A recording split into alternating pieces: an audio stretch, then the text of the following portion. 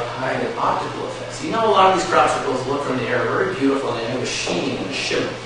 Well, we know from fields of optics and kind of optical crystals that you kind of get this light bending effect in certain types of crystal objects. And that can be happening too in terms of crop circles. It's called photonics.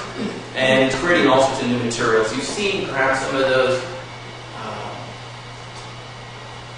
materials from Japan where it's invisible. The person wears it and you can see what's right through it. We know that the military is designing aircraft with these photonic crystals because apparently it takes whatever the color is behind the aircraft. People have reported this recently. If you listen to Coast, you've heard reports of something that causes shimmering of the stars. Oh, yeah. That could be this type of photonic material.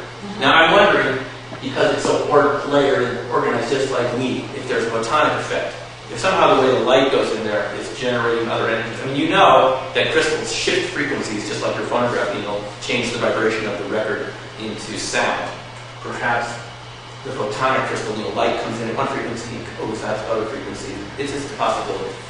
That ordering, it looks again like a field of wheat that's been laid down, that layering effect. You know, I'm wondering sometimes if that is what we're seeing, maybe with the balls of light or something like that. So, changes in the way light hit the crop circle. We know that certain types of photonic crystals can create a field of invisibility where the light goes in and it doesn't go out the same way. And I mean, this could be responsible for why people see some of these strange light anomalies, but other people don't see it. Also happens with UFOs a lot. One person sees it, other people here don't see it, or the camera sees it, people don't see it until later. It's kind of light bending effect. You got to wonder why this crack can be up there sometimes, and you know they're not seen. All of a sudden they're there, and they're gone. It's because they perhaps bend light. So this kind of light guiding effect is another aspect of the circle, and that is a type of metamaterial. I think you're getting the drift. And again, I'm always shocked about how closely these discussions of material science look like crop circles. They look just like crop circles to me. And I think they're, the same properties they're describing for these materials at a nanoscale could be happening at a larger scale. And the reason we won't know is no one's ever seriously studied this with the type of resources and funding you need to go out there and measure this. You need a laser interferometer to look at how light's changing as you grow. There's ways to measure this. It just takes time, energy, and resources to bring this equipment out there and study it a lot. But these are certainly some of the possibilities with crop circles. They're acting like waveguides. They're changing light. These are all different possibilities. I'm not in a position to say which one of these is correct, if any of them. It could be cymatics, it could be light, it could be all of the above. We don't really know, but it's certainly exciting. And, I gave a presentation like this at a Society for Scientific Exploration, and someone said afterwards, the presentation's on my website, by the way, in the crop circle section. And he said, he didn't buy into these theories about light and so forth. But then why are they scale? I mean, what is your, if you don't think it's this, why is it so strange in crop circles? What's your explanation? I'm open to whatever it is, but I think these are the most likely candidates.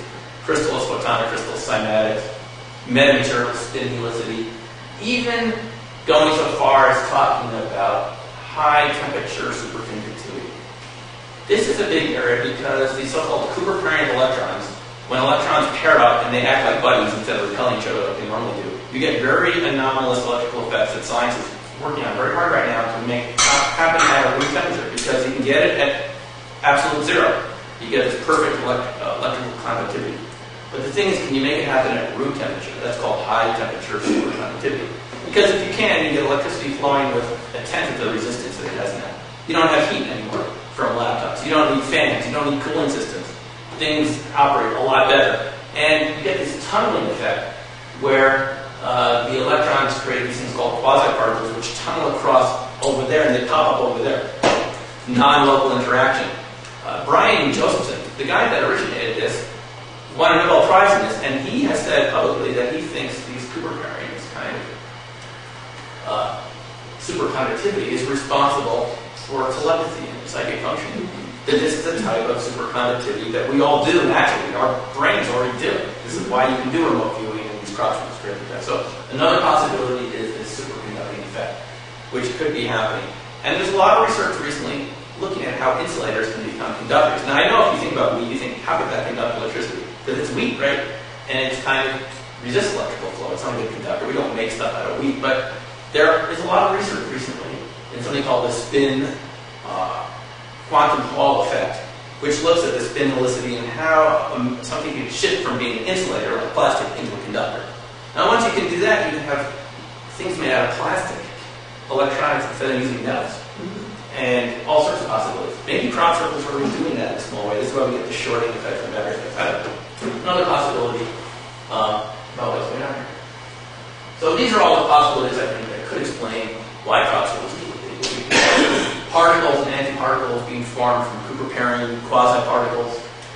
This kind of lattice work that you get in a liquid crystal is kind of a lattice work, and then a kind of anisotropic coherent shape. Weird movements that people see around superconductivity. There's a lot of weird things happening in crop circles, a lot of patterns that look similar. Coherent distortion. I mean, if you look at the crop circle from the air, it's actually kind of a distortion from the perfection of all the wheat stocks standing up, but it's coherent distortion, which creates a new property. And what's called Bose-Einstein statistics, which actually was discovered right here at NIST, at the NIST lab on Broadway, which is that there's other states of matter where it's not the three forms we're used to, it kind of forms a coherent plasma, where all the atoms kind of march as one, and it forms a big kind of gigantic uber particle. A coherency again. It's another model that explains why the coherency of the circle creates these effects. And here's just an example of photonic crystals. You know, a butterfly with a transparent wing.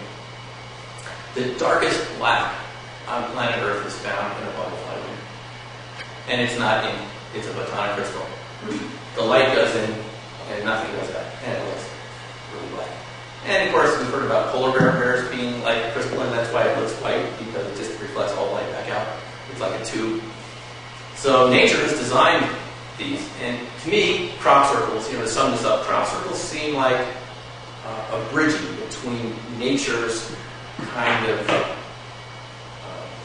natural properties and human ingenuity and other things thrown in, perhaps extraterrestrial, still at this point unexplained, for creating the original phenomenon. Merging them together creates something new that we haven't seen before. And because we've been so wed to this magnetic paradigm, we haven't really looked at this. And we've been kind of overly bifurcated into looking at crop circles either real or fake, right? And this is why I said, on my kind of postcard for the Opening Minds book, it's not whether it's real or man-made, it's why are they doing what they're doing? All of them. Not every single crop circle, but enough of them, of all types that we've seen in the past. And so we're kind of evolving now.